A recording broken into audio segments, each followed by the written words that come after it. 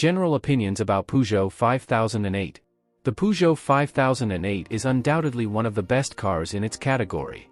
The key is that it not only has the practicality and versatility to beat its value-for-money rivals, but also is comfortable to drive. It's fun, stylish, luxurious and safe. It's a package. In fact, its interior is more sophisticated than most competitors and incredibly attractive. A look at the Peugeot 5008 may prove that blessings come to those who wait. As you can see, Peugeot took some time to get the car ready, but read our 2022 Peugeot 5008 review and you'll see why it was worth the wait. Although the first-generation cars were superior in terms of driving comfort, they had some significant drawbacks. The trail was a little rough and the quality was a little off here and there, but mostly it was terrible. For the minivan, Peugeot tried to give it certain characteristics of his SUV, but the result was embarrassingly disappointing. Sales were still strong, so there was certainly an appetite, but sales could have been even bigger.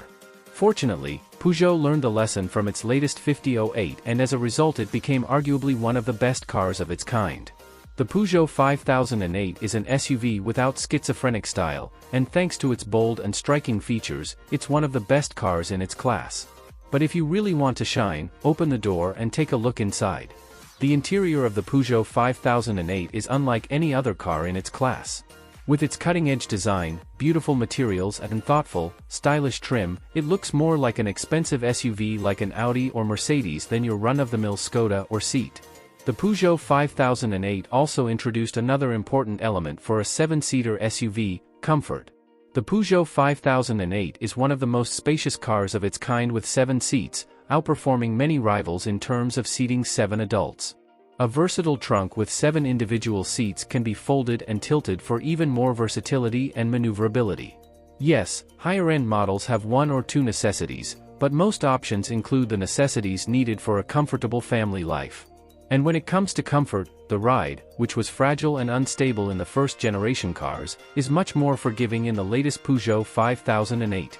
Peugeot 5008 is currently one of the most comfortable cars in its class and is the most important comfort in the automotive industry. Car. A vehicle designed to transport large numbers of people. At the same time, the handling is stable and reliable, and even the entry-level petrol and diesel engines offer tremendous power, good economy, and very good ride comfort. In fact, the Peugeot 5008 is not perfect. The infotainment system can be confusing and frustrating to use even after getting used to its shortcomings, and the option of a panoramic sunroof, standard on the top 2 models, optional on most models, completely enhances the experience. To ruin it. Other than that, I have nothing to complain about. Peugeot 5008 is an impressive all-rounder and he is one of the most attractive cars in this class. Deserving everyone's attention, the Peugeot 5008 is one of our favorite SUVs. Comfort and design. The interior of the Peugeot 5008. You might think there's nothing wrong with the old way of adjusting the driving position, but that hasn't stopped Peugeot from completely reinventing it. While almost all other car manufacturers require you to view the instruments through the steering wheel, the Peugeot 5008 allows you to see the instruments through the compact steering wheel. Will you feel better? No, to be honest. But at least it works for the Peugeot 5008. After a while behind the wheel, it starts to feel comfortable.